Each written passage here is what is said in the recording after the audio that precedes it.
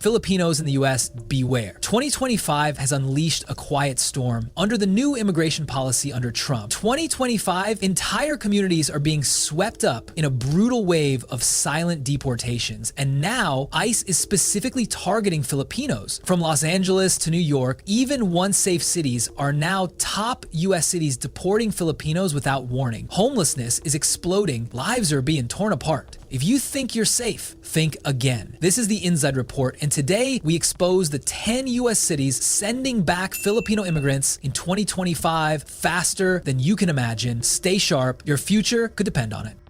I wasn't hurting anyone. I paid my taxes. I helped the elderly get better.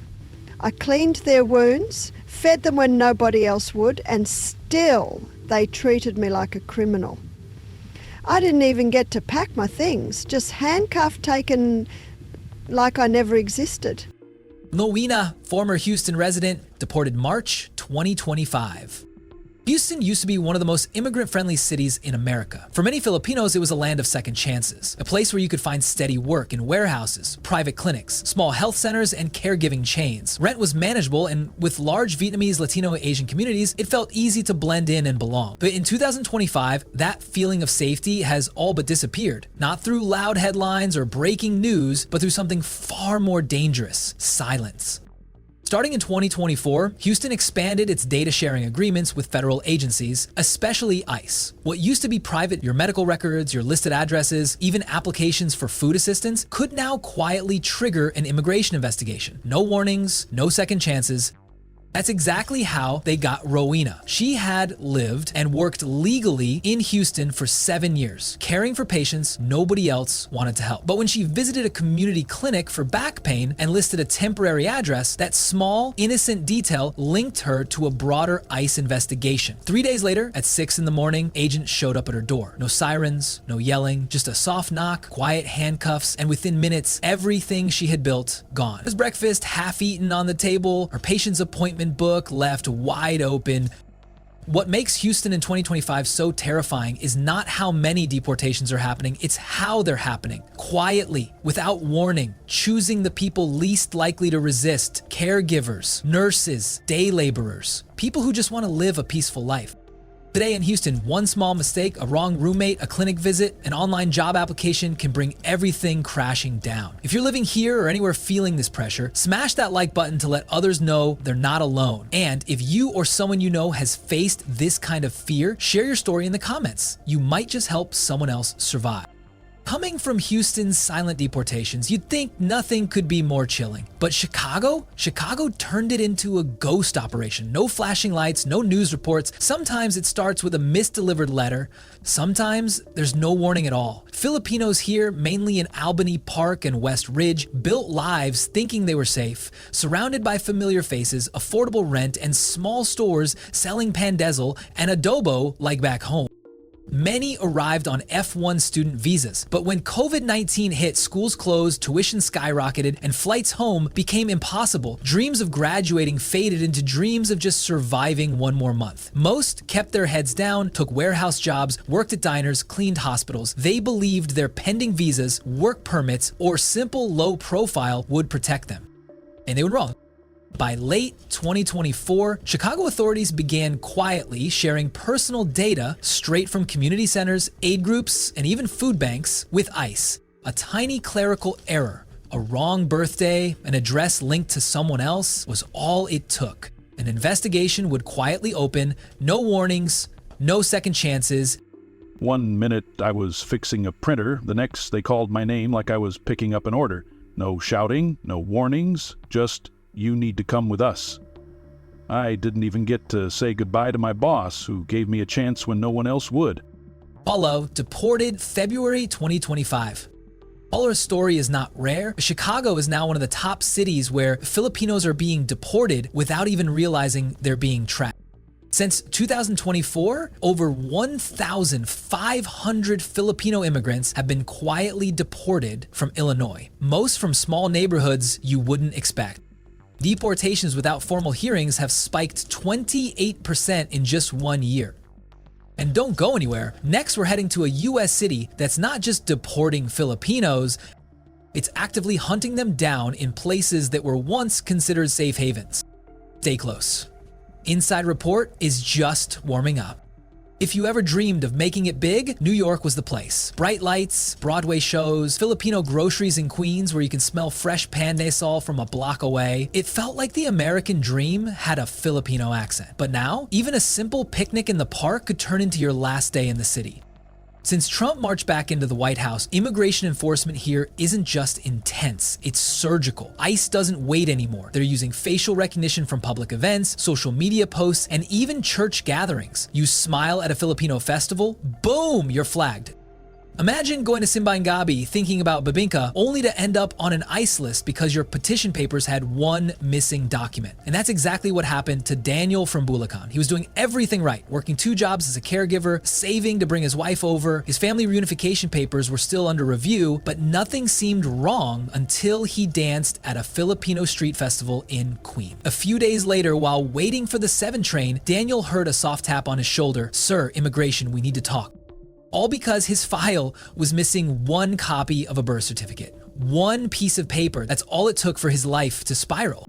This is the new NYC reality. It's not about what crime you committed, it's about how perfect your documents are, down to the last comma. If you're even a day late, if you miss 1 update, you're fair game. No second chances, no dramatic scenes, just quiet erasure. Real fact, since early 2025, ICE removals in New York targeting document irregularities are up by 34%, the highest increase in over a decade. Caregivers and healthcare workers, mostly from the Philippines, account for nearly 25% of all flagged cases this year. And guess what? From our stats, more viewers are outpacing subscribers. If you care about protecting our kababayans, kindly join our community by subscribing now. Let's fight smart. Thank you. All right? But don't even think about leaving yet, because coming up next, we're heading to a city where Filipinos are not just deported, they're baited and trapped by promises of free help. Trust me, you need to hear this. Insyd Report isn't just telling stories, we're telling your future. I thought I was doing everything right. I worked long hours, cared for my patients like they were family, and trusted the system. But when ICE showed up at my workplace, it all came crashing down. I never thought it would happen to me. Annalyn, nurse from Nueva Ecija. Can you imagine that feeling? 1 minute, you're just doing your job, nursing, healing, helping, and the next minute, your dream is over. Annalyn was living that nightmare in Dallas. She'd been working at a home care facility for months, caring for 7 patients 6 days a week. Her contract, temporary. But the reality, she was working full time. It wasn't until an audit found her name wasn't even on the official employee list that things took a turn for the worse. She hadn't done anything wrong, yet ICE came in, and just like that, her entire life was upended. No sirens, no loud announcements, just a quiet, sudden strike. But Annalyn's case isn't a one-off. Dallas has become a trap for workers like her, Filipinos with dreams of a better life, caught in the gray area of visa mismanagement. In 2025, a series of audits in Texas revealed a devastating pattern. Filipinos working under H-1B and J-1 visas, but in jobs that violated their terms. The worst part, these workers thought they were safe, protected, and doing things by the book. But in Dallas, even your best intentions can lead to disaster.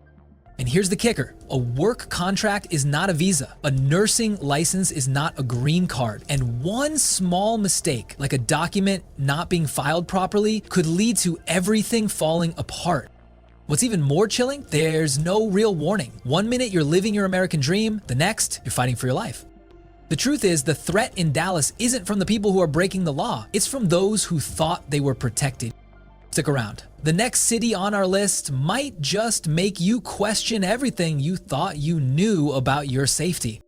San Francisco, the city of rolling hills, the Golden Gate Bridge, and cozy Asian-style cafes tucked into every neighborhood. It's the epitome of the American dream, right? But behind the beautiful views and sunny skies, there's a nightmare lurking beneath the surface. San Francisco has one of the most expensive housing markets in the US. Renting a simple 1-bedroom apartment can set you back over 135,000 pesos a month, leaving many Filipinos scrambling for shared spaces or temporary housing.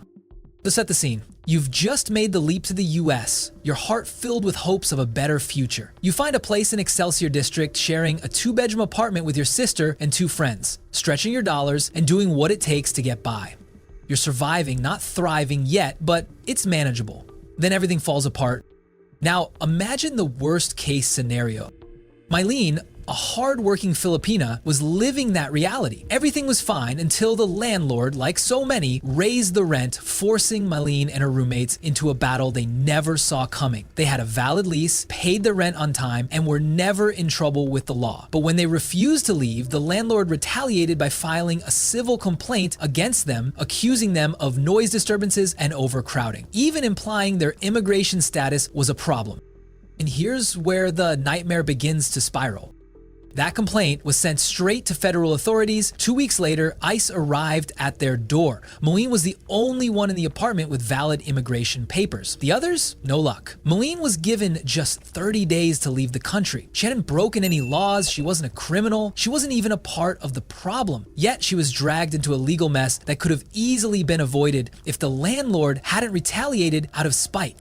This wasn't just about the rent hike anymore. This was about paperwork, a civil dispute that escalated out of control, exposing how San Francisco's immigrant-friendly reputation is crumbling. Now, every housing dispute, every support request is linked to federal databases. All it takes is a small mistake, a wrong name on a form, a landlord's accusation, and your life can be turned upside down. Here's the brutal truth. You don't have to commit a crime to be deported in this city. All you need is to appear in the wrong place at the wrong time, and you could be caught up in a nightmare you can't escape. And here's where I want to hear from you. How would you feel if this happened to you? How would you feel if a simple civil dispute, a small mistake, could cost you everything you've worked for? Drop your thoughts in the comments below. Do you think this is fair? What would you do in Mylene's shoes?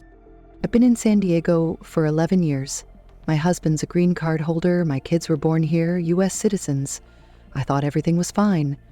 But in 2025, I got a letter from immigration that changed everything. I didn't even know my case had been denied the year before. A missing, notarized birth certificate from the Philippines. One tiny mistake. And it wasn't until ICE came knocking that I realized my whole life was about to be turned upside down. They didn't even let me explain. Pack up and leave in 10 days, they said. That's it. After everything, after being part of this community, I was treated like a criminal. It was a nightmare I wasn't prepared for. This is Rosario's reality. How would you feel if this happened to you? Picture yourself, your life, your family suddenly torn apart by a paperwork mistake. One mistake that could destroy everything you've worked for, everything you've built. San Diego, the city of endless summers, sun-kissed beaches, and vibrant Filipino communities, it's also a place where families like Rosario's are being torn apart by a broken immigration system. You see, it's not just the old laws anymore. In 2025, San Diego became a testing ground for cutting-edge border control technologies, facial recognition, real-time tracking, and data systems designed to catch people slipping up, even if it's just one form, one signature that gets missed. Whether it's sitting on a baby seat, even if it's just one form, one signature that gets missed, and for someone like Rosario, that's all it takes. One mistake. How brutal is that?